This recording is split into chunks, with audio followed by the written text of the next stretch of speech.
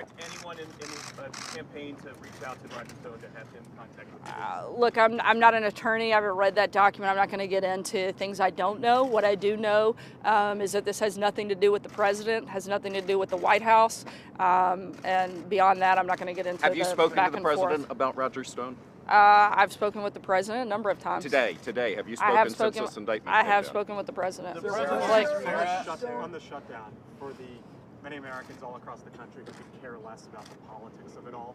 What would you tell them about what happens from here? What is the White House's plan? How does this end? What happens from here is we have to protect our border.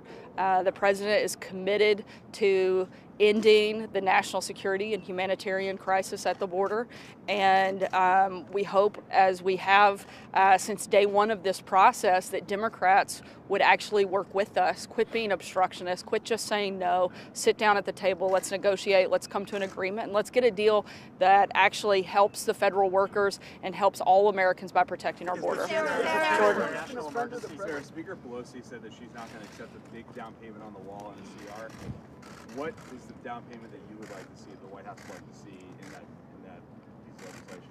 Look, I'm not going to negotiate in the press, but we've laid out a proposal of not what we want. It's what the people and the professionals at the border have said that they need in order to do their jobs. And that's what the president wants to see happen, and we're going to work to get there one way or another. The president has supported Roger Stone. Kevin, and then I'll come to you. The president has supported Kevin, Roger Stone. Sarah, you know what? The president has supported Roger Stone. Has the president? Did the president give any reaction, Sarah, to Roger Stone?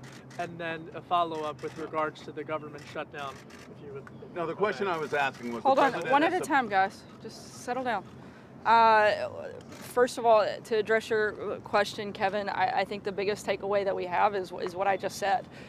This doesn't have anything to do with the president, doesn't have anything to do with the White House. One question that I would be interested to see is if these same standards apply. The charges that have been brought are about false testimony. If those same standards will be applied to people who we know have given false testimony in the same matter, like Comey and Clapper and Clinton and others that are in a similar position, I'd be interested to see how that plays out. Now, my question Sorry, was, go ahead. I'm sorry.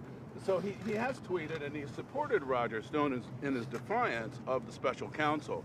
So the logical question really is, was the president encouraging, if you will, false statements, obstruction, things that are charged in the indictment? Look, that is probably one of the more ridiculous and insulting questions, to accuse the president of the United States of asking someone to break the law.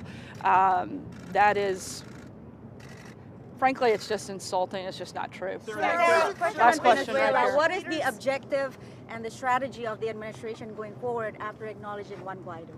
I'm sorry, what was the last part? What is the objective and strategy of the administration going forward after you acknowledge Juan Guaido in Venezuela? Look, we are supporting the National Assembly. We'd like to see some sense of order in Venezuela, and we'll see how things play out. We're thankful for the other countries that have followed our lead and joined us in supporting the National Assembly. Thanks, guys.